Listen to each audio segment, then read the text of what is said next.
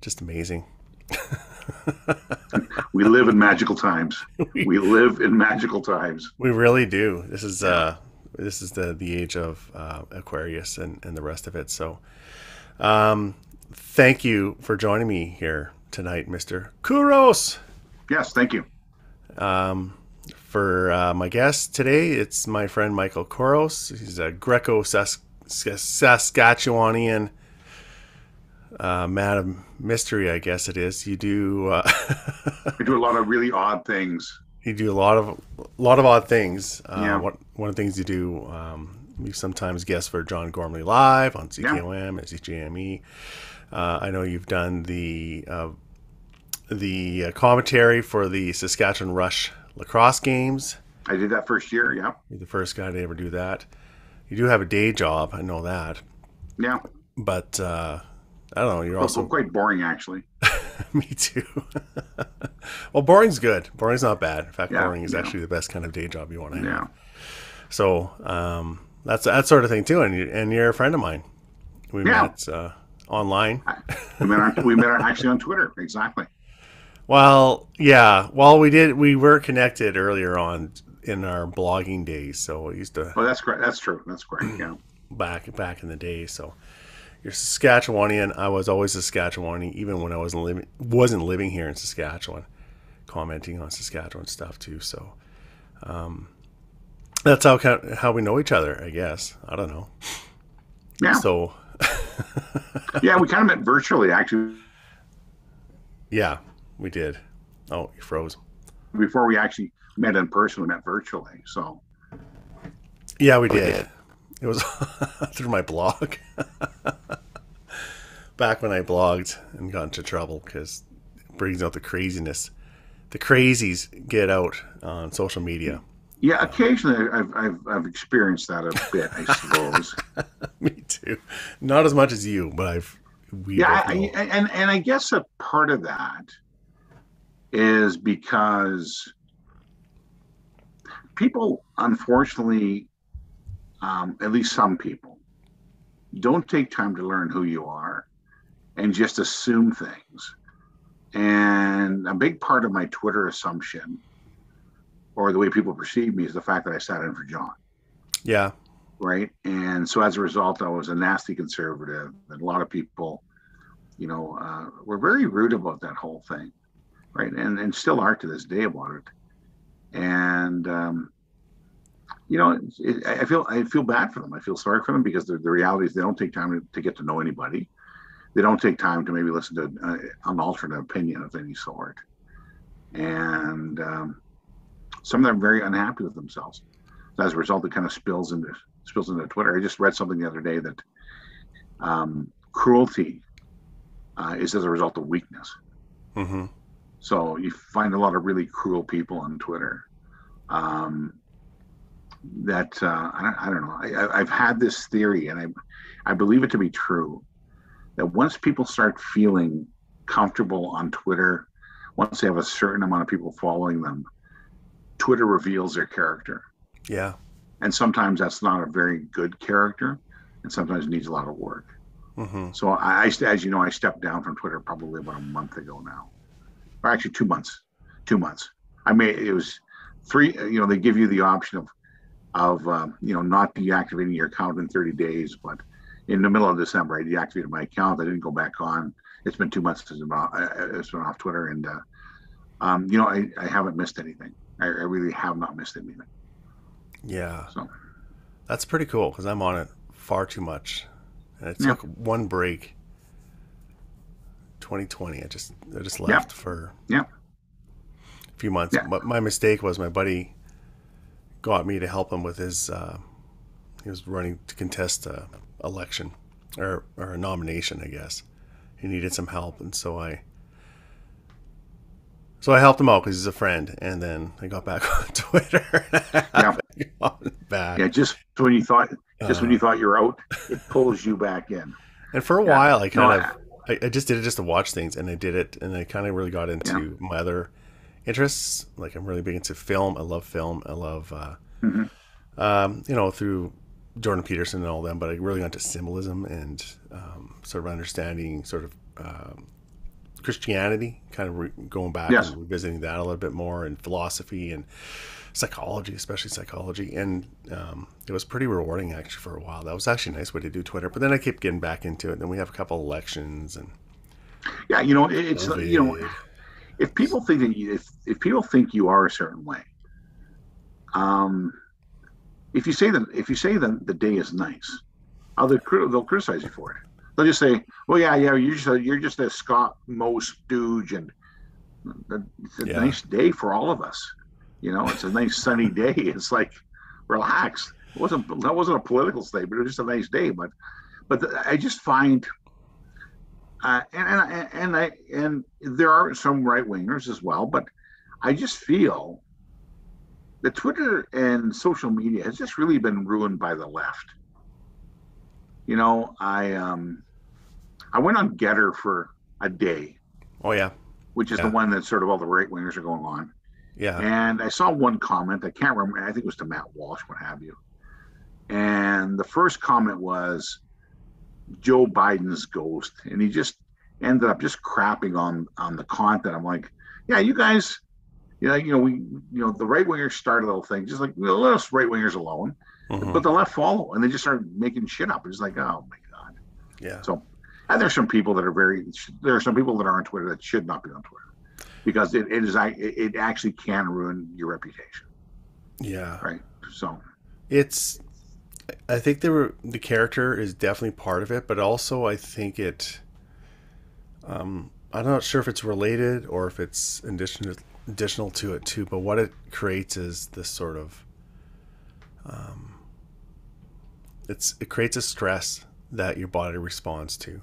yeah. Now, your character is one way to respond to stressful situations, but also your psychological bearing is affected by that as well too. And that's when you get into your fight or flight or freeze Right. complexes, and it's really it's a manifestation of anxiety, because I know, and Yeah. about anxiety, and I think it's the way we respond to stuff. We can either fight or run away or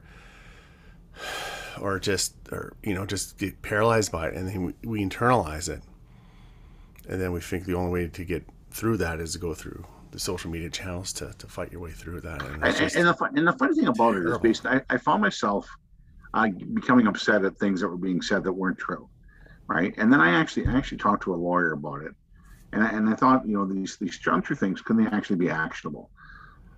And the reality is, in many cases, the people that are doing this are smart enough not to do anything actionable. So the reality is, why do I want to deal with these people? Like, they add nothing to my life. They'll never be my clients, right? Right? Their opinions are ridiculous, right? You can, their opinions are, it did teach me was one other thing too. I don't have a lot of respect anymore for people that have been educated. I believe that everybody's personal education is important, but just because somebody's got the word doctor in front of them doesn't mean they know what they're talking about. And some of the people that have the name doctor or the prefix doctor in front of their names Or the are some of MD. yeah. There's some of the most vacuous people out there. They may be good at their area of specialty. And I've been working on a theory recently about, and I said this on the show the other day when I was hosting it. Capitalism has failed in the sense that it's done so well for everybody that you have to be good at just one thing. And if that one thing is your job, it'll pay for your house, your vacations, your car, your family. You just have to be good at one thing. Before capitalism, you had to be good at food and shelter and clothing and everything else. Mm-hmm. You have to be good at one thing. And sometimes ego plays into that. And people think that, okay, well, I'm really good and successful at that, so therefore I can be a politician, I can be a business person, I can be a bunch of things. No, not necessarily at all. It means you're good at one thing. Yeah. Right? So maybe a doctor is good at doing doctor type stuff. Yeah. Or somebody who's a PhD or what have you, or a master of anything. But that doesn't necessarily translate into the real world that they're good at other things. But the thing is, the ego gets in the way, right? Yeah. I make a lot of money, so therefore real estate should be easy for me. No, it's probably, It's the idea with the Yeah. a person of money and a person of experience mate. Hmm. You know, have you heard the old saying? The person with money gets an experience, and the person with the experience gets all the money. Yeah. Right? It's just Yeah. Yeah. Well, I made the mistake of joking about someone was talking about how great Ryan Miley was as a leader, and it's a few years ago, of course, yeah. the NDP because he's a doctor. I'm like, well, He was an my, awful my leader. mechanic's pretty damn good too. Like I wouldn't take my Right. car to anywhere else. And I was being a Right. little bit facetious, but the fact is, I do like my mechanic. I would never take it to this other guy, and he's as good as anybody out there, and he probably knows a lot of things about Right. stuff, and he's smart, and he's a successful businessman. And people are like, "Why? He's not a doctor." I'm like, "Well, what's a doctor?" Yeah. Yeah. The thing is, yeah, I am sure that Ryan Miley is a great doctor. I'm sure of Yeah, it. I'm sure he takes care of his patients. Him and his wife as are far as both I know, doctors. he's a great I'm sure, doctor. Yeah, yeah, fair enough. yeah. The thing is, I have no reason to doubt the fact that he's not a good doctor. Yeah, But that does not translate to him becoming a leader of a political party. That just and this idea that of station. I found this interesting because back in 1999, I actually did the morning show before Brent Lauk's on. At the time, the radio station used to be called 650 NTR. right. And I before, remember so that. Yeah, one day I'm a realtor, and the next day I'm on the radio doing the morning show. Well, people's perception changed of me immediately because I was on the radio doing something. And it was the honest little thing. My knowledge base had not increased; it had not significantly changed from yeah, one day to the next. yeah, But because I was in a different station, and I don't mean station, a radio station. I mean it's a different station in life. People automatically change the way they thought about me. And I've been doing a lot of thinking about this, about the way people learn, and the way people learn is through, I think, two different ways. Number one, experiential. So basically, if you're a young kid, you're 5 years old, you put your hand on a hot stove, you learn fairly quickly not to do that again. But the second thing is authority. hmm Who do we give authority to, right? And one of the things that social media has done, it's flattened the authority base because you realize that politicians, doctors, people that used to be respected and admired, actors and actresses, musicians, they're no longer in positions of authority to most people because they're good at that one thing. They're good at acting. They're good at being a doctor. They're good at being a politician. But some of them are not really good at being human beings. So, so we give authority to others, yeah, whether it be textbooks or to teachers. And as you grow older, the first people you give authority to is your parents, and you get taught rightly or wrongly, depending on your situation when you're growing up, whether or not that's been a good experience for you. And you give authority to your clergy or you to your teacher, what have you. So, and then one day you come to the realization, and sometimes authority is actually taken from you. You actually give that, but you actually, you have no choice but to give your authority to somebody who's in power. And then one day you find that the Emergencies Act has been measured by two vacuous individuals, yeah, meaning, yeah, just Singh, who combined forces, and then you look at who basically supports this. Well, we didn't like the trucker convoy; they messed up Ottawa. This doesn't matter. This has nothing to do with the truckers. Nothing. not This has to anymore. do with what you're willing. No, Yeah, this has to do with what you're willing to accept in your life. Because one day the shoe will be on the other foot, and a government you don't like will be in power, and they will do things against you and your friends. And then you'll say, "How could this ever happen?" Well, you supported the act against the truckers. This Emergencies Act is an affront to all Canadians, left, right, or center. But people are cheering it on because we're going to get those truckers. They put some people they put some people in Ottawa in harm's way. I don't get it. And this I blame the education system on because they don't teach people how to critically think in education. It has become an indoctrination of what kids should learn and saying these are the politics that you need to have. And it starts in elementary school and high school and university. it's well, again, you see it on Twitter, but again, every party's guilty of this. Every tribe is guilty of it, and it's a purity test, is what it is. And so You got to be full online. That's why you see those divergences of the liberal views versus conservative views in the states, right? How they used to be mostly overlapped with Right. some differences, and now it's just like went hard left, and then right's pulling over to the right as well too. But the hard left is just fucking crazy because the problem with the hard left is that there's no bounds, and Yes. and Burke will, like Edmund Burke will tell you about, like, the precondition of being a conservative is actually there are bounds, that there are limits to ourselves, and sometimes those bounds can be a little bit too hard, and that's where you get authoritarian and even into fascism. But if to the left there's no bounds, well, then it just anything goes essentially. But we see these things on purity tests though on Twitter. If you say something, the people just go fucking snap at you. And if you actually say something wrong against your own tribe, people snap against you as well too. And I'm like, even if we agree on 90% of the things, if I say that one thing that's wrong, well, you're obviously delegitimized. You have no authority because you don't pass it. You don't pass the purity test. Well, the one thing about conservatives, I will say, if a guy comes up and you're in a conservative, and a guy on the far right says, I hate this group, right? Conservatives will call them out and say, you know what, you're insane, man. You're insane. Yeah. Get lost. You're not really a conservative. All you are is an idiot.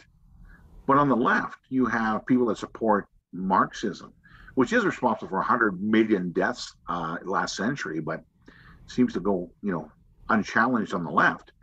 The left will not call out their own. They don't. Yeah. They never call out their own. Yeah. They never call out and say, these people are batshit crazy. Yeah. Right? Then you'll never hear that. But on the right, we do that all the time. It's like, no, the guy with the swastika in the protest could have been a guy who says, this is where we're heading, or this is who we are. We'll never know. Right? But the reality is you don't bring a swastika to a protest because it's just dumb. And of course, the media takes a look at that and says, okay, that guy's bringing a swastika to a protest. Therefore, everybody in the protest, First Nations, white, black, Sikh, it doesn't matter. They're all covered with that same brush. Yeah, for sure. Yeah, no, like I agree with you there, but again, and no matter how much the right say, well, that's not one of us, and so, well, he's with you, and it taints us all. Yeah. Like, the media is responsible for that. But you never see that on the other side, like these other guys who are radicals who actually do want to have revolutions in our society, like they really want to overthrow everything. They're anarchists. They're just kind of like, yeah, we'll just kind of keep you there. Yes, I understand. It comes from a good place. I'm like, well, you don't know if it comes. Well, burning churches comes from a good place, I guess. But here's the other thing too. So like one of the, I don't know which one of the trucker leaders are. And I know they're kind of little wacky guys because that's usually what happens because they're in these kind of movements. There's usually the most strident leader will emerge. And there's one guy I didn't even see the videos. Well, this guy's saying he's like a white supremacist or these views on race and stuff like that. I said, yeah, they're probably nutty. You know what? I'll say, you know what? You're right. I don't care because he's right on the mandate issue. He's right on that. He's correct on that. And you know what else? He's actually right on the Emergencies Act issue. That's right. Like he's correct on that. So if a goddamn white supremacist is right on that and you're wrong, what's the matter with you? That's my issue. Yeah. Because as the old saying goes, 2 + 2 = 4, even if Hitler says it. Because if it's right, it's right. And not to say just because I agree with a stupid and of course head on doesn't mean I'm that person, right? There was a manifesto that was written about they wanted to overthrow the government. Well, here's the deal. I probably am I'm not a big fan of Trudeau. I don't like the guy. I think he's vacuous. I just don't like the guy. But you know what? We live in a system where democracy rules, and he got elected not once but 3 times. So the reality is, as much as I dislike it, I hope to work hard and try to get him unelected next time. But the thing is, we're not going to let a mob of any sort overthrow a democratic elected government. How is that going to happen? How would that happen? It's not going to happen. It's not, so some of the truckers, of course, had this manifesto that we're going to overthrow the government. And I'm like, you guys are full of shit, right? Like you guys are just they're big talkers and they're trying to get talkers. Oh, look at the truckers are there. I think we'll just leave government. We'll go for a vote. It's just dumb. Yeah. But unfortunately, the media is so complicit with the left wing that ultimately, that's what they're all about. They're about overthrowing the government. It's an insurrection. which of course we've heard since January 6th of 2021, right? It's an Yeah. insurrection. It's like, guys, you know, do we take, IQ tests of everybody in a BLM riot? Like Kyle Rittenhouse shot 3 people that night. Yeah. Now, I don't know about you, but all 3 people he shot had criminal records. Yeah. Now, okay, it's not that he was looking for people with criminal records, but he found 3 people with criminal records in a BLM rally. That's a hell of a coincidence. It's a hell of a coincidence. So I don't think these people are really protesting or caring much about the black person's experience in America. I think they were just out there to loot and just destroy shit. Yeah. Right? That's what these things do. That's kind of people these things attract. That's right. That's what that was. But do you think anybody in the Guardian in the UK, the Guardian said 3 black men were shot by Kyle Rittenhouse. Yeah. Because they were at a Black Lives Matter, that was the assumption. Yeah. Yeah. There's nothing there about, black people in the U.S. have a different life experience than others. In some cases, it's been very, very terrible, and we need to have more understanding of that community. For sure. But those people that got shot by Rittenhouse were not there because they have a love of the black person. They were there because there was free shit in stores that were burning. That's why they were there. Yeah, because chaos was there, and they're taking advantage of the chaos. So where's the media and saying, okay, are we going to vet the entire BLM riots based on these 3 individuals? No, we'll just let them pass. But the crazies that write a manifesto about wanting to overthrow government, that's what the entire group is, right? And it's annoying as hell to anybody who's a thinker in Canada, because the media is not doing any of us a service. It's annoying as hell. Yeah, and then they wonder why the media get shit on by these kind of protesters. Well, they've been getting shit on for a while, and now who was doing a cut-in with Glenn? I can't remember who. Glenn somebody or other was doing a cut-in with MSNBC, and the people behind Glenn, he was a Canadian journalist. I think he was with Global, and he was doing a cut-in with MSNBC. But the people behind him were just absolutely nasty. Now, that was Glenn McGregor. Yeah, Glenn McGregor, right? Yeah. And I don't condone what was being said, but this, like, he's there, and he's like surprised and shocked that the media are getting it. Well, anybody who watches alternate media knows that these people are they're fomenting a narrative, and that becomes. I understand the anger at the media. I understand it, right? Yeah. Somebody say I'm actually in it, but boy, there's. Journalism ceased a long time ago to be something that's noble. It ceased to find out what the truth was. It changed into activism, that they're there to change the world. So predominantly, you have newsrooms full of left-wing people, and it's really, really hard to be the one right-winger in that room. You just kind of, okay, we're going to go along because that's what everybody in my culture thinks. Yeah. So it's all left-wing. With the exception of the ones you bought and paid for, whether it be the Post-Millennial or Blacklock's, which I believe is a real news organization, the Rebel, which has a right-wing spin to it. Ezra's kind of a cool guy, but he's gotten himself in trouble a few times. He's an activist, right? He's an activist. But he doesn't deny it either. Like, he's like, I'm an activist journalist, or whatever. That's what they do, and they try to get things that go a certain bent. So you take it with that grain of salt, and it's fine. It doesn't mean it's wrong. It just means that he's attacking these angles at a certain and he admits it, and he's okay. But at least he admits it. Yeah. At least he admits it, and at least he admits the fact that we get funded by people, donating money to our cause. That's how they get paid, because they didn't get any of the Trudeau bailout money. It's kind of funny people calling him a grifter when, CBC makes their $1.6 billion every year, and including the $400 million that Trudeau increased on that, which is absolutely just ridiculous. And again, I have actually nothing against CBC in and of itself. Like, if they can report whatever they want to report. My issue is that I have to pay for it, and no one's ever asked me to pay for that stupid program, and I don't really want to pay for it, and I don't think it should, because it doesn't hold the government to account. No. It doesn't. It's actually the media wing of the government, and that's unfortunate. And lately they've been getting worse and worse. They take this hacked data from Give, Send, Go, and then they start phoning people up saying, and they admit the data's hacked, but then they use it anyways. Yeah. It's like the equivalent of actually finding a pair of Nikes that have been looted and saying, well, they were just they were just sitting here, so I might as well fucking use them. It's like, oh, no, might as well. Yeah, they're just sitting here. Yeah, I know they were looted, but Yeah. I'll use them because nobody else has used them. Yeah. And And again, it's kind of tough because I have some friends who are journalists and with CBC, and they're actually really solid journalists. Like they're really good, but they do the local stuff. They're not the ones doing the big stories, and you don't really, you probably well, wouldn't. there's a few CBC journalists, one of them in particular, that's a real ass. Oh, One of them there's went out. definitely a few that are different You know, asses. I'm just one saying that went again, what we're after. doing here, like I just, my whole thing is Yeah, like I don't want to broad brush an entire organization based on, you I know, think it's a corrupt organization though, and I think it's in terms of, it, it, it it knows what it's doing in terms of it's trying to sway public opinion yeah, from the very in top, it that knows sense what of it's being doing. corrupt, and they are bought and paid for. Like it's not right for somebody covering the government to be paid by the government. I think that's so No, wrong.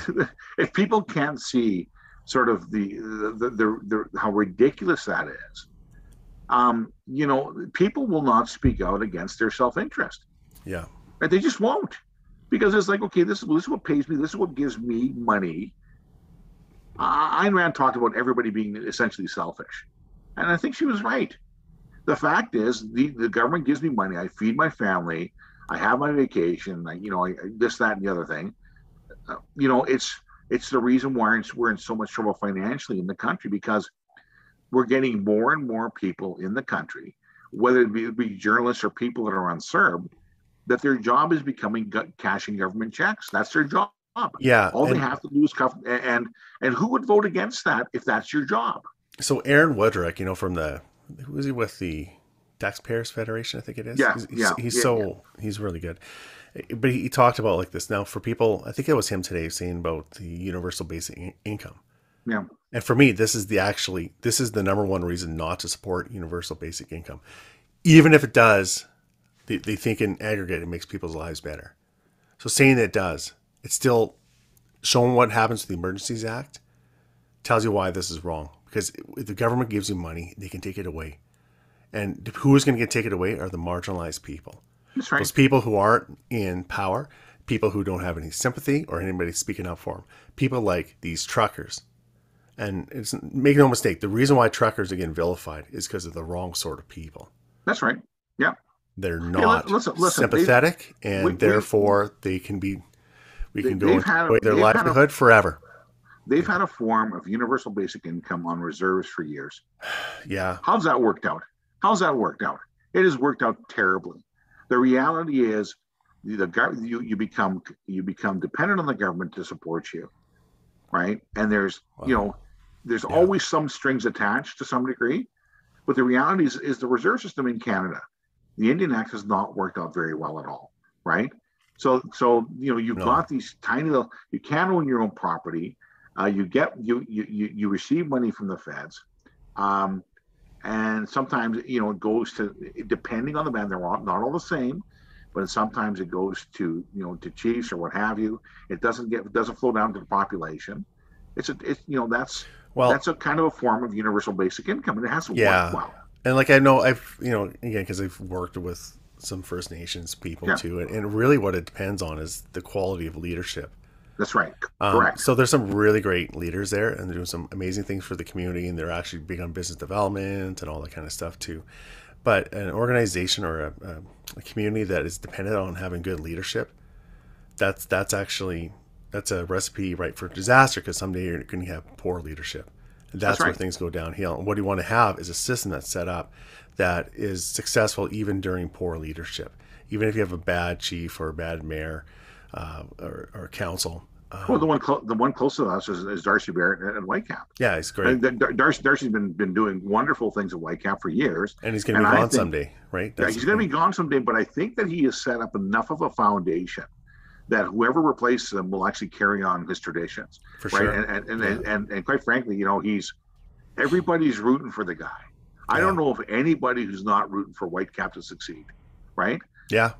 And so everybody, Chief Louis in Soyuz is another guy, Well, right? I don't know. Like again, I know a lot of people from a lot of First Nations. I'm rooting for them all to succeed, and it's just sort of a I don't know. I don't want to get that one's kind of complicated and it can be kind of misconstrued. It's a terrible situation, but right? Yeah, but making people relying on government though is just all you're doing is like set up in a situation like this where you can lose your livelihood, right, without due process and without any means to recover from it. Yep. So if a trucker loses their insurance, they can lose their insurance forever. That's right. And so while that's pretty harsh for some parking violations, because that's what most of them have been doing. Yeah, yeah. But now there's criminal parking violations. I guess. Mischief. No, it's mischief. Right? It's criminal mischief. This is ridiculous, and every Canadian needs to be aware of what's happening, and needs to be frightened of this terribly, because the reality is it's going to affect all of us one day. It's just going to. This is a tremendous overreach by the Trudeau government. So, but I hate the truckers. They kept people up at Ottawa all night. Big deal. Well, Michael Chong, did you see his speech today in the House? It was actually quite something. So Michael Chong he's conservative. First and foremost, though, he's a parliamentarian. That's his thing. Like, he's big on the supremacy of Parliament over, right. And he drove Harper nuts as a result of that. But at least he's principled in that kind of proper way. And so he gave a speech and he talked about, there's guns seized at Coots, and he says, what these truckers are doing are illegal and blockades are illegal. And he's just giving it all to the Liberals, saying, yeah, you're absolutely right. And he's agreeing with them all case. He said, but what are we doing here? We're not meeting this test at all. That's right. The test that we absolutely have to need here. And our job is to do that sort of thing. And then and he's like, it's not making it. And if we're authorizing it, we ourselves are, like, he's big on rule of law. He's like, we ourselves are going against rule of law. Then he says, look, 2 years ago, we had all these blockades going on for weeks on the main CN line, on pipeline roads. Construction projects going on forever, and we let it pass. We let it go. And then we have a prime minister who's been caught up on ethics charges here, and he's like, still hasn't apologized to the House for his behavior on these kind of things. He's like, and then this kind of stuff happens. This is what happens when you disintegrate the rule of law. That's right. And that was his one argument. And then, I posted up there, and then it's, of course, some conservatives say, what these guys were doing wasn't illegal, or, the Coots, guns, they came from a house. I'm like, who gives a shit at this point? Yeah. Concede the point. I don't know. Like, you can argue that it was illegal, and that's right. You can't do that. I would say a lot of that, not all, blockades, the borders. That's that's critical infrastructure that you're kind of but it's at the same time, it's still civil disobedience. It's not violence. Right. It's not terrorism. It's sure as hell an insurrection. But the point is, you can argue that it's illegal.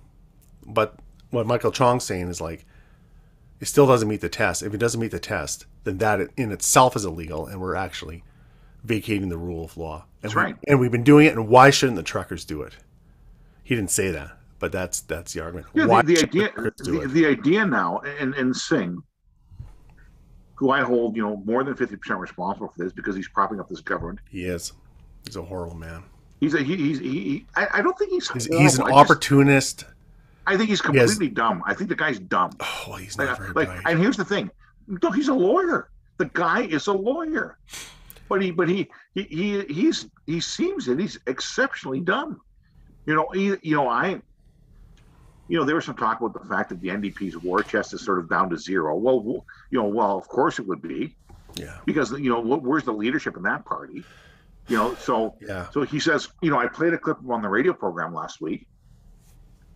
This shows a failure of the Liberal government. This shows a failure of Justin Trudeau. Right? So he went on at length about how much of a failure of government this was.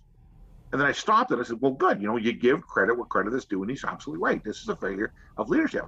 Yeah. And then the second part of that is, but I will reluctantly support the Emergencies Act. Oh, you take your reluctance and stick it somewhere else. Yeah, exactly. He's a, I'm sure he's, once favor or not.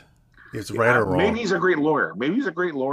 But he sure as hell isn't a great political leader. And he certainly isn't a thinker. a backbencher liberal came out and said a similar thing. He says, like, all this kind of stuff here, like, we should not be doing this. It doesn't meet the test of Emergency Act, but I'm going to vote in favor of it because Trudeau's made it a confidence motion, and I don't want another election. Really? Why not have another election? Obviously, the country's divided. Obviously, there's an issue here. Obviously, we've had a failure in government. Well, why should not the Emergencies Act not be an election issue? We should have an election issue over that. Once again, the selfish motives come to play, and the reality is the guy's thinking, "So, well, I need my job." Well, some journalists say, "Well, that's a very honest and decent thing for him." I'm like, no, it's not. It's cowardly. No, it's cowardly. If you're against it, then you vote against it. Yeah. Right. When you know it's wrong and you're going to vote in favor of it anyways. Right. So where are the people? Where is the moral conscience of those people in the Liberal caucus? Where are those people? Are they afraid of Justin and Jerry? Right? Who are they afraid of? Where's the morality of the Liberal Party? Yeah. There's got to be people which this diminishes the idea of parliamentarians. Yeah, that's exactly it. Yeah. It's like, okay, these people are dumb, right? Or unethical and immoral at worst. Well, we're talking about morality here at this point. The moral authority of the government is a morality issue. And Jagmeet says, well, we'll make sure there's no overreach and then we'll vote against it. Well, it's not the way the act works. You can't just vote against it in the middle of it and say, okay, we're withdrawing our support now. No, it's 30 days. Yeah. So we got to put up with this with at least 30 days. Yeah. And until Jagmeet's ready to vote against it, at which point the Liberals and the NDP will have gotten together and they'll cut some sort of sweet deal for the NDP. But it's like meanwhile, you think to yourself, okay, if I supported these guys and sent them $25, now all of a sudden my money's going to be frozen. Yeah. And we're getting the banks to do this. And they're also getting other people to do this as well, not just the banks. Yeah, and that's where it becomes an authoritarian regime. So, like, authoritarian, I made a quip on Twitter today, and some guy that you know and I know, he comes back to me, he's like, what's... Because I kind of make a comment about, like, give the authority to become a totalitarian, essentially. Because I just go nuts on Twitter because I'm stupid. But the point is, authoritarian is actually providing authority to different institutions to have control. Right. If you have enough authorities under your control, that's totalitarianism. So that's what that is. That's what authoritarian is. It's you have the authority over top and the right over top of a citizen. So this institution does. And normally that's the government does, and their kind of programs that they have, taxation, police, military, that sort of thing, the authority of everything else. But now you start putting the banks on there. You start putting the insurance companies on there. You start putting the RCMP, deciding what's legal and what is not illegal, which is not legal. That's not their job. Their job is to enforce the law. That's it. Their job is to make the law. Decide, saying this is illegal. Yeah, this is not the Antitrust Act of the U.S. in the 1880s. Well, basically what they'll do is they'll say, okay, we think there's a law here that's being broken. We can't define it, but we'll let you know what the law is being broken after we actually charge you with it. Yeah, criminal mischief. Right. That's what that is. This is ridiculous. And because you can't pinpoint something, so that's just mischief. And everybody in Canada should be absolutely petrified of this. But the reality is, we hate the truckers. They don't speak for us. They kept us up at night. They're rude. They're rude. Yeah. They're intimidating. Yes. Terrible. Right. Oh my God, that should be against the law. What the hell does that mean? Intimidating. You're scared of them? Intimidating. Yeah. So, but meanwhile, there's no actual violence, just intimidation. Yeah. There's no threats. But the thing is, somebody's feelings got hurt, Rob. Yeah. Somebody's feelings got hurt, and that's, we will rue the day when we gave feelings some sort of intrinsic value. My God, my feelings were hurt. Somebody's honking their horn. They couldn't sleep at night. A friend of mine quipped, people were losing their jobs in Ottawa. And he said to me, nobody in Ottawa has ever lost their job. That's the nature of that city. Who the hell lost their job? Who lost their job? Because for 3 weeks? Right. For 2 weeks? Right. And the government lost their job. Sure. And then you got the mayor of Ottawa saying, okay, what we're going to do is we're going to take all these trucks, we're going to hold them for a week, then we're going to sell them and pay back for the policing, the additional policing cost. Yeah. So you're going to, you're going to take private property and you're going to sell it and pay off. So it doesn't matter if there's without a court order at all, if right? there's a loan on the truck or not, it doesn't matter. They'll just take it, sell it, and then you're left holding the bag. There's so a now term you for have that. no income. It's a criminal term if they want to get Yeah. mine, but it's called racketeering, Right. and that's what that is. Yeah, there's another. Like, it's just so this is insane. The whole bloody thing is insane. It really is. It really is. I'm just perplexed by the whole thing. You know what? I'm not. You know what? I'm not perplexed by it at all. This has been coming down because it goes back to my theory of one thing. You know, civics isn't taught in school. You know, politics isn't taught unless it's left wing politics. No, yeah. You know, there's just we've become, because of capitalism, we've become so fat and lazy that you don't have to know anything except for that one thing that you do. You don't have to know anything. So, you know, most people say, you know what? Yeah, that's happening in Ottawa. You know, what's cool on Netflix? You know, let's pay $15 a month. Oh, you know what? And damn it, they charge me PST and GST on Netflix. It makes me so mad. But let's watch Netflix. Let's just soothe ourselves. Let's medicate ourselves through Netflix or drink or whatever, and not think about the human condition, not think about laws, not think about precedents, not think about what's being said, not think about the fact that we're losing our freedoms in this country. And you've got two parties supporting it, not just one. Right? Let's not think about that, because you know what? My head hurts, and I don't want to think about it. But it's more than just that.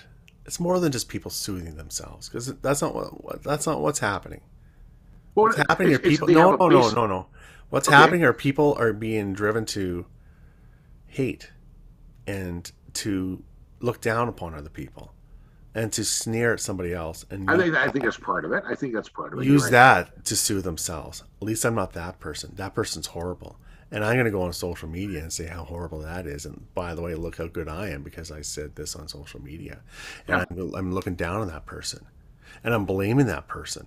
So I had a guy, the other day, I had a meeting like with some guy, and he said, well, he's going on about how he had COVID over Christmas. Oh, that sounds terrible. And he's like, yeah, it was terrible. My wife had it. My kids had it. Oh, you guys all vaccinated? Oh, yeah, we're all vaccinated, fully vaccinated. But I know how I got it. I said, well, how'd you get it? And he's like, well, I got it from, my kid from school. I got it from this one kid whose parents are anti-vaxxers. But I was like, but your kid's vaccinated, right? Oh, yeah, fully vaccinated. Well, didn't you get it from your kid? Right? How do you know you got it from this other kid who was unvaccinated? And the answer is he doesn't know that, but he's blaming them for it. Yeah. And he's like, he's assuming that I agree with that. I'm like, well, that doesn't make any freaking sense. Yeah, that's right. Like, it's possible. I'm not saying it's not possible, but it's like, you're fully vaccinated. Your wife's fully vaccinated. Kid's fully. Are you hanging out with that kid and that unvaccinated kid? Is that what you're doing? Or, oh no, you got it from your kid who was fully vaccinated. But what he's trying to do is like virtue signaling is a way to. It's self-righteousness is what it is. It's a way to get the mob on your side, because there's nothing better than having a bunch of people on Twitter give you a bunch of thumbs up and likes. That's right. That's what I mean. So people it's catharsis to take it out on people. That's right. Now, going back, I might have mentioned this to you before, but I'm going back to these. I mentioned Jonathan Pajot to you before. He's that icon carver. Orthodox. Yes. You're Greek. You like the Orthodox type stuff. Sure don't do. You? Yeah, I do like this. So he talks about, was it him? No, it was another Orthodox podcast. I listened to these priests talk about symbolism in the Bible, and they were talking about the symbolism behind the scapegoat. Now, what the scapegoat was in the story in the old, it's Leviticus and those kind of things. Right. Basically, they took two kind of goats. I'm not sure the whole story. I have to go look on it again, but you can find it in the Bible. It's pretty easy to find. They would actually put the blood of sacrificial blood onto a goat, and then this goat would go off to the wilderness, and they would actually not so much bless, but say they would blame this goat for all the problems in their community, and they would send this thing off to the wilderness, And it wasn't supposed to die. It was supposed to be just Right. sent away. Although it always would die because it's a go alone in the wilderness and be eaten by lions pretty quick. But we look down on these ancient not pagan, they're Jewish, but these ancient religions, right? As if there's some sort of folklore, crazy type stuff, and whoa, those guys are weird. But doesn't that make really a lot of sense about in terms of community harmony? Isn't it better to blame some sort of object irrationally, like a goat, for all your problems, instead of turning yourself in on each other and blaming each other for these kind of things? They say, no, this goat and the demons in this goat cause this stuff, and we're going to banish them. And they do it on a regular, ritualized basis because human beings want to blame other people. We're trying to blame other people, looking for other people to blame for our problems, the problems that we don't want to deal with ourselves, or even worse, deal with the problems that there's no solution to, like this freaking COVID. We want to blame everybody else for this damn COVID. And yeah, well, I believe it probably came from the Chinese lab. But the point is, it's a virus that's going to do its thing. And you know what? We can't do a thing to stop it. And that just drives us crazy. So we have to blame somebody. Well, the thing is, quite frankly, we have to blame the SUV owners for this whole climate change business. Really, it's the same thing. And same bloody thing. Well, and actually, it's actually had the same this. When somebody says this term, because science, they know nothing of science. They know nothing of science. Yeah, because whether it be COVID or climate change, so many scientific principles are being violated. Things like causation is not correlation. Things like science is not consensus. Or anecdotes aren't data. Anecdotes, or computer models are not science. There's one thing. Definitely not predictive. Two things strike me. Yeah. When grade 9, we got our first Apple II computer in high school, and they taught us GIGO, garbage in, garbage out. That's the first thing it taught us about computers, right? Yeah. That's never used anymore, right? When you're talking about computer models, the idea of garbage in, garbage out is never uttered. And you know what else is not uttered? And this is something that you might find fascinating.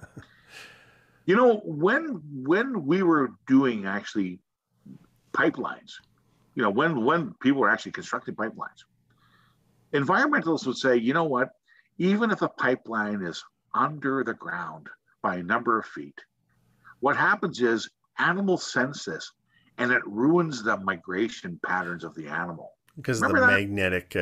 Right, because they feel the magnetic change also right. Now let's put a giant solar array in the middle of a field, or many windmills in the middle of a field.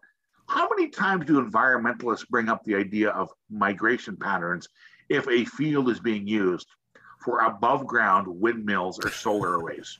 Or the electricity being drawn through. Right, which sort of creates a magnetic field. Right.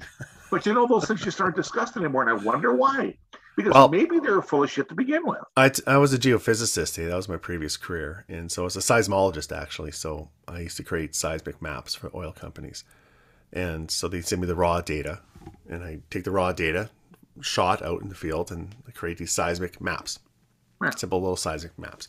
And I was a scientist, and every scientist does it differently. Just because it's paid and it's professional. Everybody does a little bit differently. Depends on the algorithms you use and the assumptions you put into it, the model.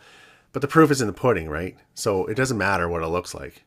Because at the end of the day, they got to drill down there or choose to drill down there. And you don't know until something's there, but you give it your best shot. And if you're not good at it, you're out of the business. Like I was okay at it. It wasn't bad, but there's some pretty guys who were really good. But there was a bit of an art form to it. Sure. But there was so much in there. But I remember my prof in university was talking about that. He's like, never, ever forget. You can't put any more data into this. You're only extracting data. You can only take it out. You can only cover it up, mask it. You can't add into it anymore. And if you're adding into it, it's wrong.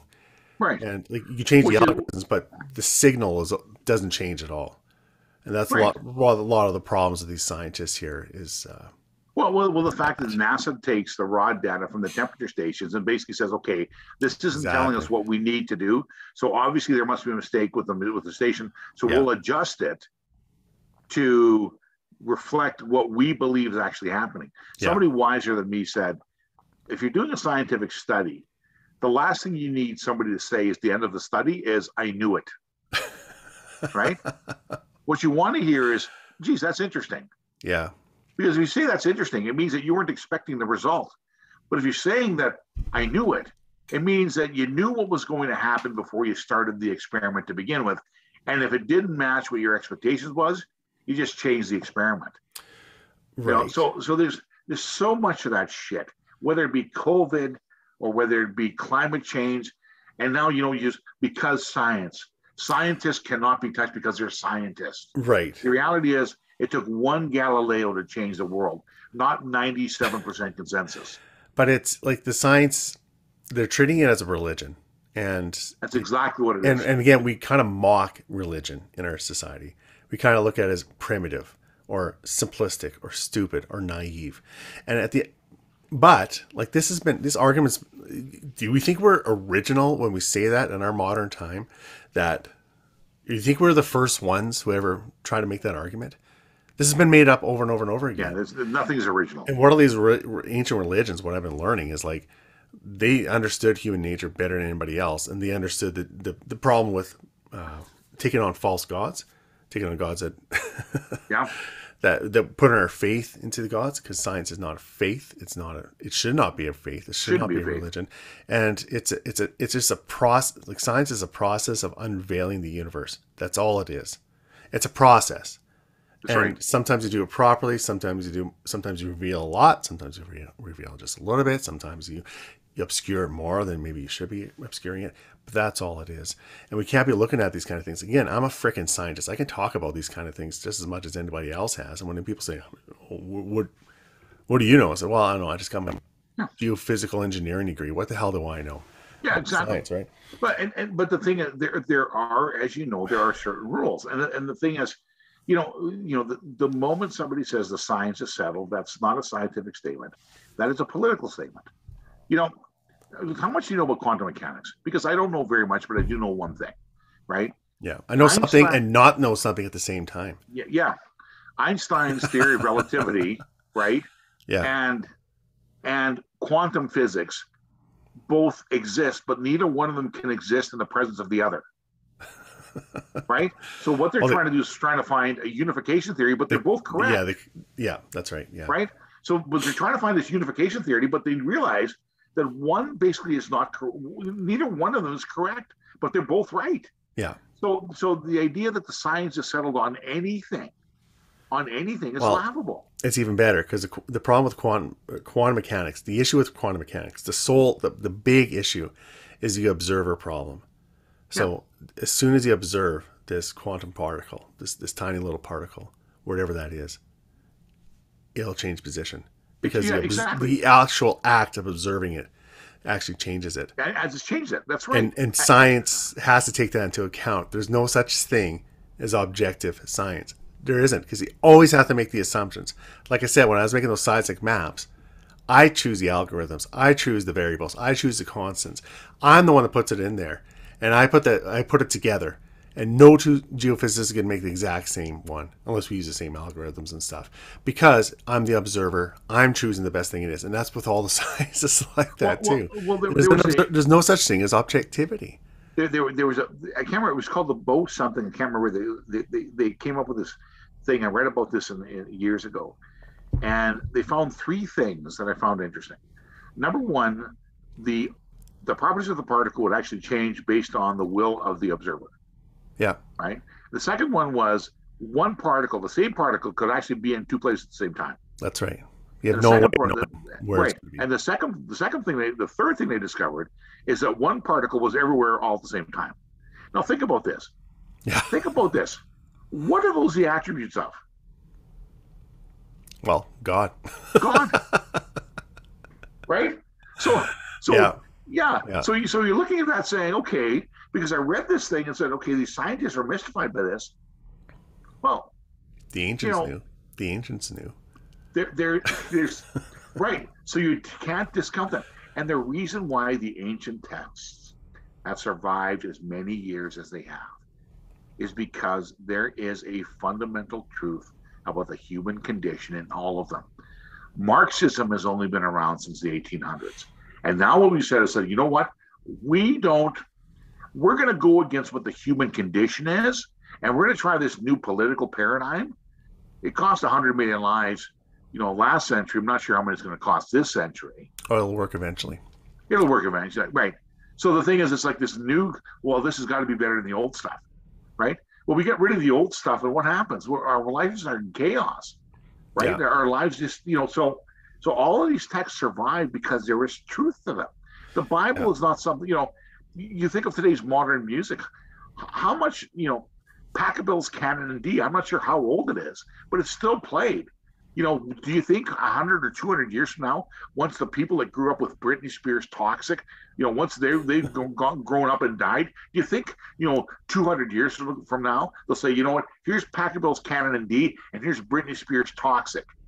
Put it on the same level? I don't think so.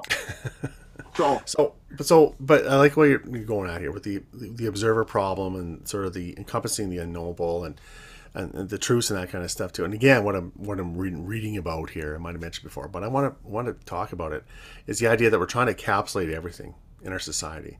And what Marxism did was everything was scientific, and so we can enumerate and actually classify and put everything into a box. Eventually, the whole world, like all the unseen hand of the market, can be put into a box if we had enough knowledge. If we have enough knowledge, that was the whole idea, right? And again, these ancients understood this thing. They understood the problem with this. They understood that there was actually a knowable. There's actually a hierarchy of known, like center, go around, and then there's an outside.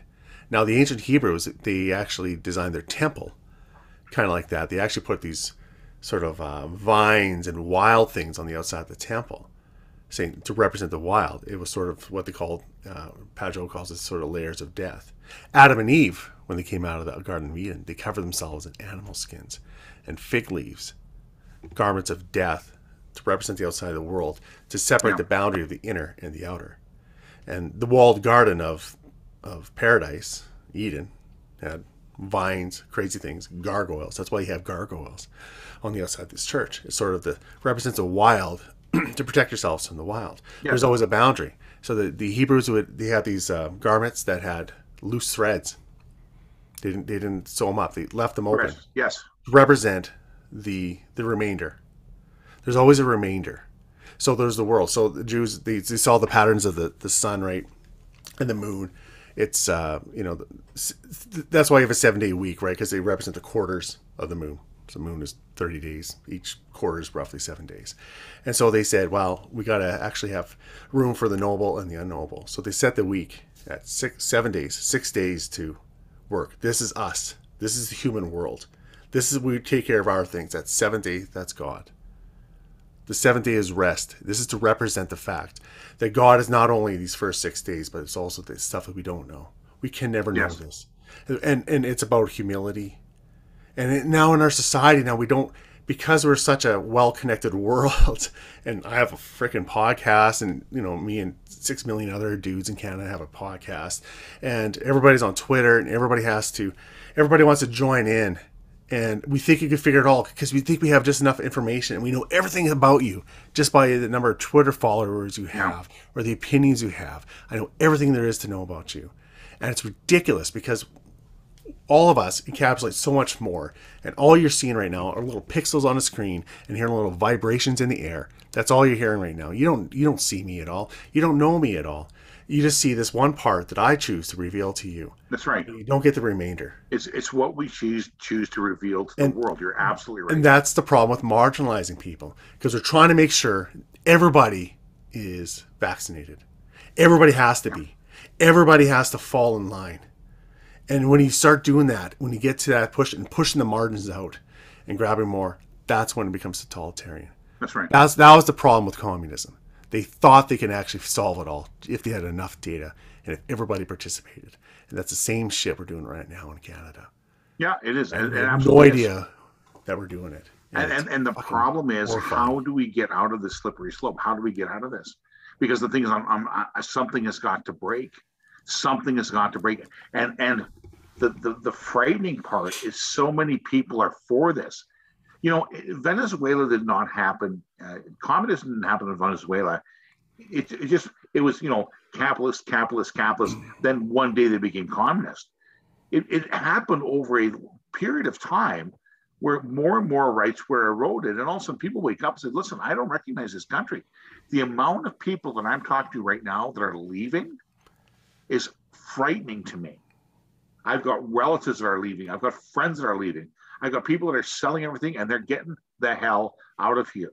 They're heading down to Florida, Texas. They're heading down to Mexico. And they're saying, you know what? I'm not coming back. This is frightening.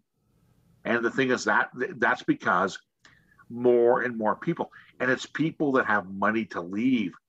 So their tax dollars and their benefit to the system is no longer going to be there. So what happens to the rest of us? The ones that don't have enough money to leave, I might be able, if I changed everything, to swing it. But the thing is, it would be a period of never coming back. Well, it's the same thing happens to a lot of those American cities when the money left these inner cities and they just emptied. Yeah, Detroit, perfect example of that. Detroit. Right. A lot of the cities are like that. Yeah. Yeah. So the thing is, I don't know what's happening out there. And the thing is, everybody in Canada should be massively afraid and against this overreach by the government. But the fact that you don't like truckers, terrible. The wrong sort of people. They're the wrong sort of people. They're not, they're not the educated types. They're uncouth. Right? Uncouth. All they do is drive trucks. What do they know about anything other than the fact that every trucker fills your grocery store shelves with food every day of the week? Well, those idiots, those morons knew how to shut down the Ottawa and scare the shit out of our prime minister. So they know that. That's what scared them. Yeah. They knew enough to do that, and that's what scared Trudeau. He had no idea what to do with it. He didn't know how to respond to it. Yeah, it was as much an anti-Trudeau protest as it was basically a vaccine mandate protest, because Trudeau's gone. Since the time, and I mentioned this on the program last week, from the time he stood over his father's casket and he said, "Je t'aime, papa," and the media has been on this guy. He's been a bright light. The guy's never experienced a day of hardship in his life and doesn't understand the concept of hardship. Doesn't understand that when he decides a pipeline shouldn't be built, that he's putting people out of work, people and their families that can't afford to pay more. He doesn't know what a mortgage is because he's never had one. No. It's something that he's read about in some sort of textbook. Oh, yeah. Right? Right. It's ridiculous. I don't think he's read about it in a textbook. But yeah. Well, I don't know where he's read about it because I don't think he thinks it exists. He's probably been told about it. So as much as I blame Trudeau, I kind of blame everybody else for not really paying attention. Well, I do too. Trudeau is he's only in it because his popularity, and he's really good at reading the polls and all that sort of thing. It's a larger problem in our society. Like I said, it's, again, with social media, this sort of attacking people because they don't fully believe what I believe in, and then all of a sudden assuming everything you know about somebody just based on this opinion or that opinion. Yeah. It's quite horrifying, and I do it too, like as much as anybody else. But again, the ancients had a solution to that too.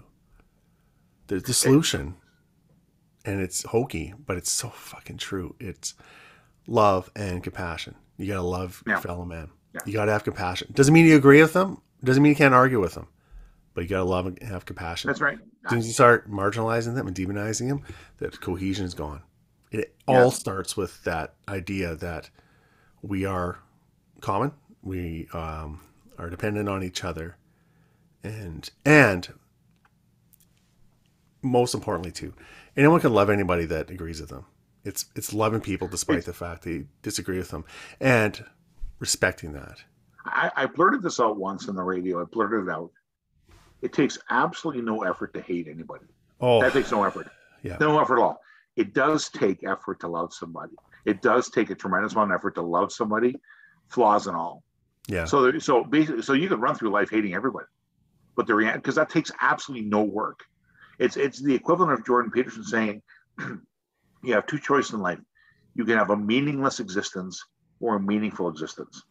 Meaningless takes no work at all. But once you decide you want to have a meaningful existence in your life, that's where the work starts. And that's what people are afraid of. That's what people don't want to take on. But the reality is, I want my life to be meaningful. And the older I get, the ancients they thought about this. You had, the reality is, if you found what you're going to eat and you had shelter, you didn't have things to distract you from thinking. So they philosophized. And the thing is, whether it be religious texts, whether it be the Stoics thought about the human condition. That's all they did, is they thought about the human condition, right? How many of us think about, metacognition? Why am I doing the things that I'm doing? People know what they're doing, but unless they have metacognition, they don't understand why they do the things they do. But the reality is, the answers are in the ancient texts and philosophy. And it's funny because the older I get, the more I realize I don't know. Oh, right? yeah. Yeah, like Socrates said it well. The older I get, the only thing I know is the fact that I don't know anything. And I love reading the ancient books, and I love reading philosophy because it actually is a map of what we need to be doing now. But the reality is that's not taught in schools. I remember an article that came from one of the high schools in social studies, basically in a high school in Saskatoon, where they had the political spectrum, and they had Mao here, right? Yeah. And in the middle, to a little bit center left, was Jack Layton. And then whoever the liberal leader was at the time, I can't remember if it was Christian or what have you. The far right was Stephen Harper, then right next to him Hitler. Right next to him. Right? It was, and they were handing this shit out in schools to kids. Like, no, that's not what happened. No. Stephen Harper is not next to Hitler. Yeah. He's a little bit further to the right than Jack Layton if you're going to look at this paradigm. But again, how do you encapsulate somebody on a line? Like, what the hell's with that? Like, Jesus. Like, even Savannah Robinson came out and spoke against this. Yeah. Emergency Act. Is he a Nazi? Like, he's a lot of things. But Savannah Robinson is not a Nazi. He's not a Nazi, yeah. He certainly isn't. He's a hard lefty guy, right? And he with sympathies for Marxism. But he's right about this. But how do you put him on a line? Just because you're like, well, because we have this obsession with classifying things and, again, putting them into a box. So I understand these things, right? And if it's in this box, therefore that is true, without keeping in mind that there's this whole outside world that gives information that we are not privy to, that is completely unknowable, just about, pretty much is. Right? We don't know anything, right? The smarter we get, realize there's so much more out there, right? It's like we know this much, therefore we all think this much. More, this much to realize, there's all that we don't even know. I heard a parable. Recently about a Chinese farmer. I'm not sure if it was true or not. Well, the thing is, the story made sense. One day, this Chinese farmer's horse ran away, and the village said, "That's bad." He goes, "Maybe." Then the next day, 7 horses show up. And they said, "Well, that's good." And he goes, "Maybe." And then one of the horses breaks his son's leg the next day. They said, "Well, that's bad." He goes, "Maybe." And then the army came to conscript his son into the army, but they wouldn't take him because of his broken leg. They said, "Well, that's good." He goes, "Maybe." So I love the concept of maybe. It's like it shows a humility saying, you know what? Yeah. I don't have the answers here. I have this. I don't know what's going to happen. If you want to make God laugh, tell him you got a plan, right? Because you have no idea what we're doing day to day. So the idea that it keeps you humble. But the thing is, there is this idea that we live in this world of technology, that well, I know what's going to happen, and I know if we do this, and I know this, we can take a look at things and say, listen, this Emergency Act points towards some pretty terrible shit based on what's happened in history. Maybe nobody will invoke it again, or maybe it'll get invoked again. Based on history, governments tend to overreach sometimes. In most cases, they tend to overreach. So it can be a sort of a warning to us. Are we for certain they're going to overreach? I don't know. But the reality is, we never thought they'd actually do this to begin with. So, but you leave all possibilities open because there is that great unknowable, about what's out there, right? Yeah, for sure. talk to you a little bit about P.J. O'Rourke when he passed away too, and he was like one of my favorite writers, libertarian conservative too, and he just had this wonderful take on humanity. Like Yeah. he did not trust people at all, Yeah. because and that was based off of years and years of experience, and he was an old hippie, right? And he wrote for the Harvard Lampoon Yeah. and edited them right, and we're so naive if we trust in the better natures of ourselves. Like, it's not to say people aren't good or capable of good, but there's a hell of a lot more books out there in the world telling us how to be good Yeah. than those books that are telling us how to be bad. Yeah. Like you said, it's easy to hate. It's easy to do wrong. It's tough to do good. It Right? is. And so maybe that's telling us something about human nature, isn't it? That maybe we are all selfish in our own way, like Ayn Rand said. Yeah. It doesn't mean we have to be evil. It doesn't mean we don't have the capacity to be good, and we can do amazing things together. But we can't just put all our faith into people who are in power based on our history That's right. and trusting them to do the right thing once they're in power, Yeah. because that's foolishness, at least. At the I, very I, I do. least, that's foolishness. I work with a company and I do some corporate coaching with a company. 90% of our problems are people problems. Oh yeah, It's not really, it's not sales or marketing or, implementation. It's 90% of the problems we really encounter are people problems. yeah, And it's just people being people. And the reality is, the expectations need to be low. If you want, expectations lead to resentment. yeah, Because the reality is, you're not going to get everything out of everybody. Not everybody thinks the same way, and people have different life experiences, and they've got different flaws in their character. And they have, yeah. but the reality is, if you love somebody, you're going to be disappointed. And if you care for somebody, you're going to be disappointed. So the reality is, when it comes, don't be surprised. I work Because in it's going security. to happen. I work in security now, right? Yeah. And I do threat assessments at all of our facilities, and it's part of my job. And you know what our number one threat is, right? Our number one threat is It's your own people. Is our own Yeah. people, right? Yeah. But like by far, By if you're far. gonna have a problem with a security risk, criminal or otherwise, it's our own people. Yeah. It's, Not to it's say like, it it's happens like, all the time, but that's a number one threat. yeah, it's like somebody showing up dead. The first people you go is, oh, this must have been a total stranger. Yeah, Nah, somebody probably knew you. yeah. We have terrorist plans. We have plans to thwart thieves and all that kind of stuff. No, Yeah. but our biggest concern is people. The it's our own incidents I've had, the vast majority have been our own people. Yeah. Not that we've had a lot, but Yeah, no, but it makes perfect sense for things. So the reality is, be, trust but verify, as Reagan used to say. yeah. So again, if we go back to the whole COVID thing too, so a lot of our procedures and our policies and guidance put into place were designed around the fact that people would comply based on that. So people would do the right thing. You're basing it off that everyone's going to do this kind of stuff. And lo and behold, people don't do it. And then we get mad at people for being human, because we have 85% vaccination rate in this province. And we're still blaming unvaccinated people for the Omicron wave. Like, are you serious at this point? You can't get 100%. You will never get that 100%. Never. Ever. 85% is an absolute huge win. Mind blowing, and we should be like celebrating in the streets if they let us do this sort of thing. But we're trying to close this kind of stuff off. We're trying to capture it all, and it's tearing us apart. And I know people, myself, just dealing with anxiety all the time. Should I wear the stupid mask that doesn't cover everything? Oh, every little bit helped. Oh, not a lot. It doesn't really help that much. Maybe the problem is every little bit isn't enough, and maybe we should just like let it go every little bit. Yeah, I can't wait till the 28th. Yeah, where that's it. That's it. No more mask wearing, and I think that's over. It's funny because I did talk to Scott Moe. Yeah. Probably about a year and a half ago. No, probably it wasn't that long. About a year ago.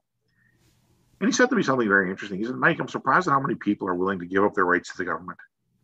Now, that's the political leader that I want. Yeah. Running is a guy who basically says, listen, man, we got too much power to begin with. I'm surprised how many people are just willing to give up their rights to a government. Yeah. And actually, as opposed to another city councillor that I met, somebody that I dislike immensely. I was with another political figure and we met her. right after she won her first term of election with the Saskatoon City Council. And he goes, this fellow says, "Good, congratulations, congratulations on your win." She goes, "Oh, I can hardly wait. Now I'm in a position where I can make a policy for the people in Saskatoon." Yeah. Like, there was no serving people. It's like, my thrill is that I get to tell people what to do. Yeah. And this person is vacuous at best. She's a city councillor with the city of Saskatoon. You can tell me her name after. Yeah, I'll tell you her name after. But it was like the dumbest thing I'd ever heard. Like, I get to make policy for the people of Saskatoon. Like, oh my God. See, and the thing about Scott did, again, and people can disagree, and I disagree with a few things that he put in place, and that's fine. But one thing I liked about him is that he and Dr. Shahab, our chief medical health officer, they sat together, and in early stages they were agreeing on everything. But then towards this last winter started changing, right? It was like Scott was putting rules, and Shahab was disagreeing with him. Right. Respectfully. And that's fine. And he was saying, this is what a recommendation. And Scott's like, well, we're not going to do all that, but you can listen to him and that's fine. And they're still sitting there at that table, still talking to each other like that. And I was like, that's the way it should be.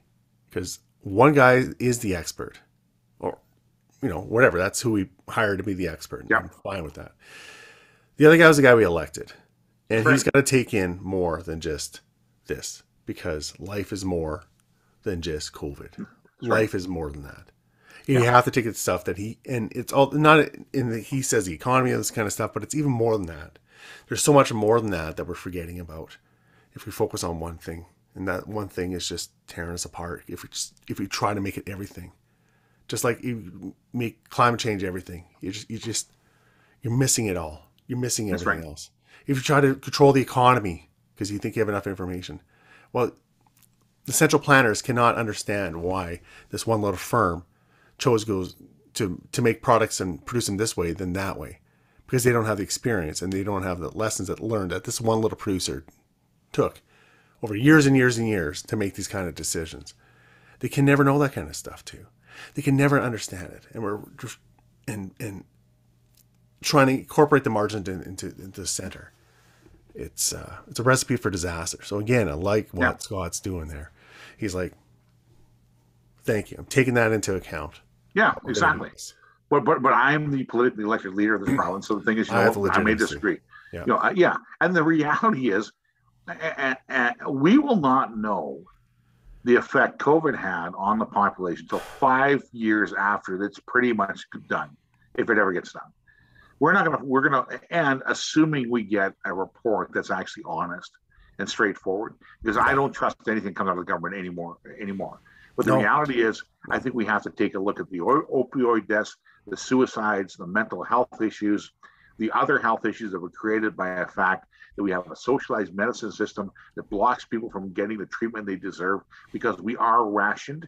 Because despite what people say, our healthcare is rationed. There are certain things that are covered and other things that are not covered because of socialized medicine. Mm-hmm. And let me go on and on and on. And by the way, I did sit on the Saskatoon Regional Health Authority Board. And the reality is, it's just a matter of time before we run out of money and just can't afford to do this anymore. We're going to have to start cutting services. We're going to have to start doing anything because there just isn't enough money to fund it. And that's just the way it is. There's no such thing as free healthcare. It's got to get paid. Mm-hmm. So there's so many different parameters and factors that we need to know about what happened here. And I hope that somebody, it'll be a Herculean task to get all the information, to provide all the information that's required for future governments to make the right decisions.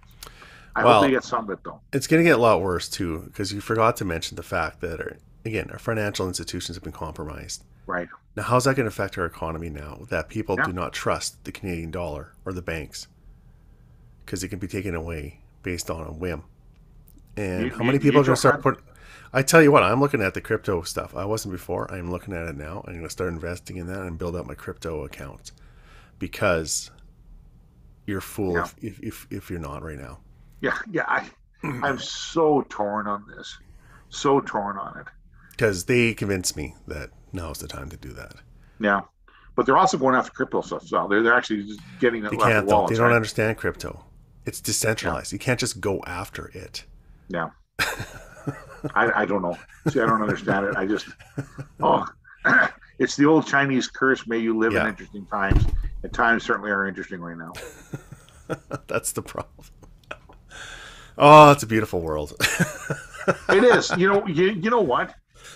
If you look at it, there's so much beauty out there, and we miss it. And I've actually, because there is. I think the crap is far more interesting to talk about than the beauty. If you and I had spent the Oh last yeah, hour and a bit and said, you know what, hey, listen, flowers are beautiful, and I love Ella Fitzgerald, and I love paintings, Rubin or whoever, I think quite frankly, it'd make for a fairly boring what's podcast. the last book that you read that's non-fiction or that's fiction? That's fiction. Oh, I haven't read a fiction book for a long time. Oh, you gotta start reading books. I'm gonna Yeah, start you getting know you what? books. I'm right now. I'm into Atomic Habits, and I'm reading another book called Scaling Up, and I do it for educational purposes, but I Yeah, haven't read. Stephen King. It's funny. I like Stephen King till I saw him on Twitter yeah, he's a because he's a horrible hardcore person. Democrat and he's a horrible person. Yeah, But I fell in love with Stephen King and he's a Grey wonderful Guy. writer though. Like he Wonderful just writer. In as a ter- skill and an art, in terms of he's actually wonderful. Yeah, being able to portray Americana and get you thinking and get you yeah, longing for different times. yeah, He's a skilled art, but most people ruin themselves when they get on Twitter and his hatred of everything Trump, basically. And I'm not saying that Trump did everything right, but his hatred of the guy without looking at the facts, kind of like, okay, you're really good at writing, but you're a shitty political. You're just terrible at that. go So look at the Jordan Peterson books. He's got a lot of these great books. I started doing that. So I read Dostoevsky last summer. It took a long time. It was wonderful. which one? Which one did you? The Brothers Karamazov. I read the one sort of the This was amazing. It blew my mind how really. much insight this guy has to the human condition. In this book, it was just, and it's long. I Like it's long, and it's Yeah. it's, See, I read Ordinary Men, it's and great. that was depressing as hell. Yeah, but that's again, that's yeah. I read Cope at the Dread.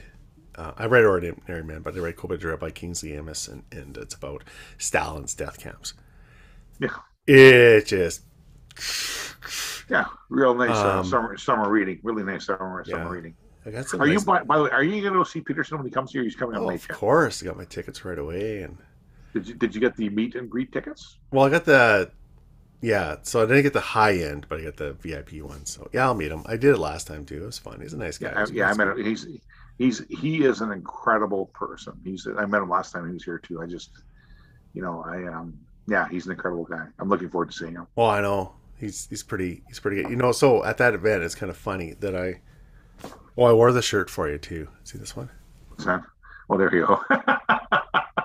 Our friend Angry John Gormley. So Ryan Miley, for people who don't know, was on the radio bitching about angry John Gormley listeners, angry Gormley Yeah. listeners, and John played And that I'm gonna clip over and over and over. and I'm going to take credit for that because the thing is, okay, I'm going to take credit for this because one thing that he said is that there was an encampment down in Wascana, Yeah, and there was people that were driving by, and they were flashing their lights and they were doing air horns and what have you, and then he described them as angry gourmet listeners, and John missed that when he first said it, mm, and I said, John, after the show, I said, how does he know that they listened to you?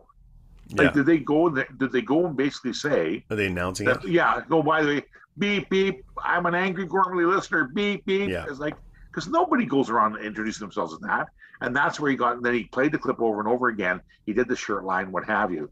But I'm yeah. going to take credit for that because I'm the one So who said to him. that's I fine. said, I'm taking credit for the shirt because this is the thing. So I ran to John at the last time Jordan Peterson was in yeah, Saskatoon, and I had a really good buddy, whose wife is a t-shirt designer, and she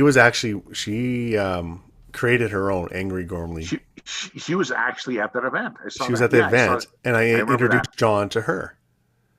Like, hey John, check out her shirt, and he liked it. I got a picture of him with her, So and he's like, do you make these shirts? She's like, yeah. She's like, would you mind making these shirts? And because the idea of, and then he sold them for charity. So I So introduced him and the designer okay. for those shirts. So basically, I came up with the idea. Yeah, that's right. You came up with the shirts. Gormley gets all the credit. I even bought a shirt. I was like, wear it. I don't wear it out in public too much because I don't want to piss people off. But it is a very comfortable shirt and it looks good. So yeah. So my buddy's wife, she's a lovely lady, and I thought, yeah, no, she did a great job on that. Yeah, I no, was like, Gormley, come over here.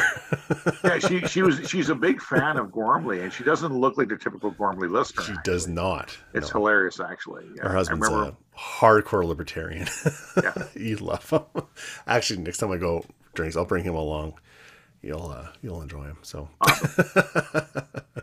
Anyways, yeah. So that's good, man. I really enjoyed talking like this. This is awesome that we're able to do it. But don't piss too many people off here with our anarchist views or I don't know, angry Gormley listener views here. But since I left Twitter, I really don't give a shit. I said, we're gonna people are gonna respond to whatever they decide to respond to, good or bad. So yeah, I really don't care. And the thing is, it's just, and nor should we care. The reality is, I hope that this has been kind of interesting, and I think that it has been for me, right? And I think that there's a lot of really cool things that. How do you keep up the course on stuff? I have no idea. Like, you're not following on Twitter, because Twitter is a good place to get it of is information. Right? I go to Kate's Small Den Animals quite a bit. Yeah. Actually, she has a really good way of disseminating information to the most interesting things that are happening. Right? Yeah. Like they it's only 4 or 5 topics a day, but she does a really good job of that. What's happening in the U.S. I typically watch Fox News. I can't handle CNN or MSNBC. Yeah. I do subscribe to a couple of news aggregators online, which I always look, what's the political bent of this news aggregator? Yeah. Like National News Watch is a liberal bent aggregator. Okay, yeah. So you're still the old school blogging kind of days. Yeah. And Twitter was really good for that. But the thing is, like I said, there's so much, if I could learn to keep my mouth shut, maybe I'll go back on Twitter one day, but I can't do that. It's hard. With this whole Emergencies Act thing, I've wanted to say things, but the reality is I haven't. I've resisted temptation. You know what? Everything you said has been said, though. That's the thing. And like for me, I haven't said anything original, although I had a couple of tweets that are went viral. There's no real original ideas anymore. And the reality is, in this world of communication. But the thing is, guys like Peterson are listened to because he'll take the idea that we all know, but he'll formulate it in vernacular that makes sense to him and makes sense to us. Yeah. And it'll sound like it's an original idea, but the reality is, like, for instance, his saying that the world does not need weak men. What you need to be is a monster. You need to be powerful, right? You need to be a monster, and then you need to know how to control it. Yeah. I love that. I'd never heard that before, but the reality is the way he actually put it, it made a lot of sense. Yeah. We don't need, and then that followed up by strong men create good times, and good times create weak men, and weak men create bad times, and bad times create strong men. Right? It's this cycle that we're going through. And right now we're in this weak men are creating bad times. And that's both on Justin Trudeau and Biden. That's both on both of them. Right? So we're the strong men that are going to come out of this. And by the way, if there are ladies that are watching this thing, I don't just mean men. I mean both men and women. People. So it's people. It's people. Well, that's good to know. Yeah. So I don't know, because I'm thinking about getting off Twitter again for a while here too. I think it's you know what? It is refreshing, and you don't need it. And the reality is, you can get your information elsewhere. And the thing is, it's just the vitriol. The vitriol is so terrible. So it's been good for me. It's been great. I think I'm gonna get off and just use it to promote my podcast. I think it's starting doing it a little bit more now and talking to people again. And I really enjoy it. I like this better. I like doing this better. Yeah, this is cool. Yeah, I've always wanted to do this. But the reality is, I've been too lethargic or too lazy to do this myself. So yeah, well, I'll tell you what, we'll get you back on here again sometime soon if you have chances to talk and get you a drink.